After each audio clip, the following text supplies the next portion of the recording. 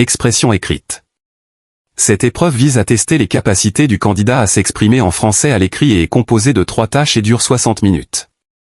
Dans cette épreuve, le candidat est évalué sur ses capacités à communiquer un message de façon claire, donner les informations demandées, décrire, raconter, expliquer, justifier un choix, une position, une décision, enchaîner des idées et faire preuve de cohérence dans son discours, comparer 2 points de vue, exprimer son avis et l'argumenter, utiliser un vocabulaire et des structures adaptées à la tâche demandée, être capable de reformuler. Voici ce qui est demandé dans les différentes tâches. À la tâche 1, vous devez faire une rédaction d'un message pour décrire, raconter et ou expliquer, adressé à un ou plusieurs destinataires, dont le statut a été précisé dans la consigne. Le nombre de mots attendus est de 60 minimum et de 120 maximum.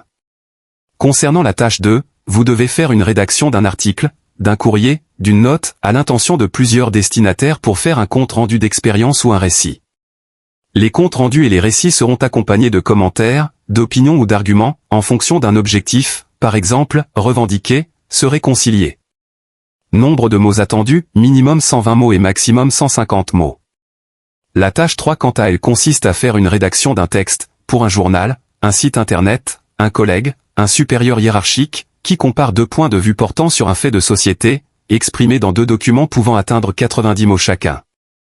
Le candidat donne son avis sur le thème traité dans les 2 documents. Nombre de mots attendus, minimum 120 mots au maximum 180 mots. On vous donnera 2 documents d'opinion différentes au sujet d'une réalité et on vous demandera de rédiger un court article. L'article doit comprendre une première partie de 40 à 60 mots dans laquelle vous devez résumer le point de vue des 2 documents. L'article doit comprendre une deuxième partie de 80 à 120 mots dans laquelle vous devez donner votre point de vue vis-à-vis du sujet dont parlent les 2 documents. Tâche 1. Vous avez trouvé un nouveau travail. Vous écrivez à votre ami francophone pour lui annoncer la bonne nouvelle. Vous décrivez votre poste, vos collègues et votre lieu de travail. 60 mots minimum, 120 mots maximum. Correction.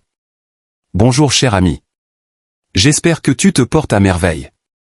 Je t'écris pour partager une excellente nouvelle.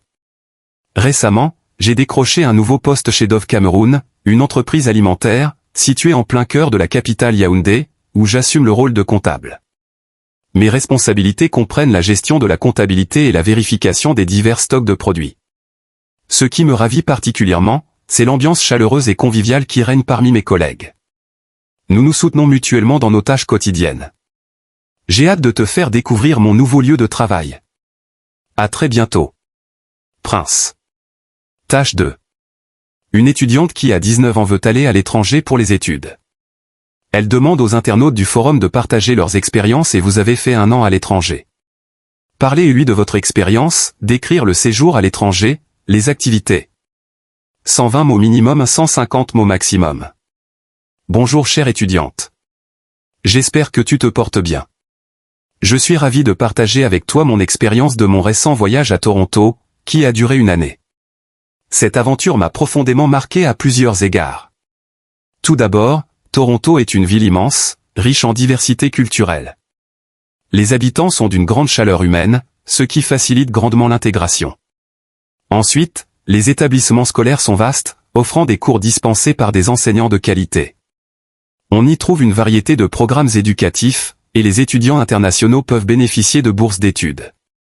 Enfin, malgré le coût élevé de la vie et les problèmes de logement, qui sont des points négatifs, la ville regorge de sites touristiques et d'activités passionnantes, comme les chutes du Niagara. Je te recommande vivement de t'expatrier à l'étranger pour vivre des expériences inoubliables. Bien à toi. Aïcha. 147 mots. Tâche 3, l'aide aux personnes pauvres. Document 1. Marie, 58 ans. J'ai pris l'habitude, depuis des années maintenant, de donner un peu de mon temps et de mon argent afin d'aider les personnes vivant dans la précarité extrême, surtout ceux qui vivent sans abri en période hivernale. Pour moi, c'est un devoir d'aider et de contribuer afin que ces personnes puissent vivre le plus normalement possible. En assistant des pauvres ou des associations, on se sent utile au sein d'une société qui devient de plus en plus impitoyable. Document 2. Paul, 63 ans. Pour aider les personnes vivant dans la précarité, on doit s'investir davantage dans des associations caritatives. Personnellement, c'est ce que je fais, je suis bénévole dans une association située dans mon quartier. Elle a pour principal but, aider les sans-abri à trouver un logement et un travail afin qu'ils vivent le plus normalement possible. Cette action est plus bénéfique à long terme car elle permet de les rendre autonomes.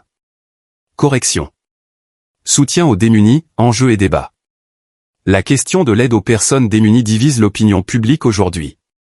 Marie, 58 ans, croit que l'aide directe aux personnes en difficulté les aide à vivre paisiblement, tandis que Paul, 63 ans, soutient que l'aide par le biais d'associations bénévoles favorise leur autonomie. À ce sujet, je pense que l'aide aux personnes précaires doit rester individuelle pour plusieurs raisons. D'abord, fournir une assistance directe en donnant de l'argent ou des biens matériels comme des vêtements et de la nourriture contribue à leur épanouissement. Ensuite, en aidant les pauvres, nous nous rendons utiles, surtout pour ceux qui ont de bonnes intentions. Par exemple, certaines personnes bienveillantes organisent des distributions alimentaires dans les quartiers les plus démunis de Yaoundé lors du Nouvel An ou de leur anniversaire. En conclusion, l'aide aux démunis doit être à la fois individuelle, offrant une assistance immédiate, et collective, via des associations, pour favoriser leur autonomie à long terme. Les deux approches sont complémentaires et nécessaires pour un véritable soutien. Merci d'avoir regardé cette vidéo. Abonnez-vous pour plus de contenu.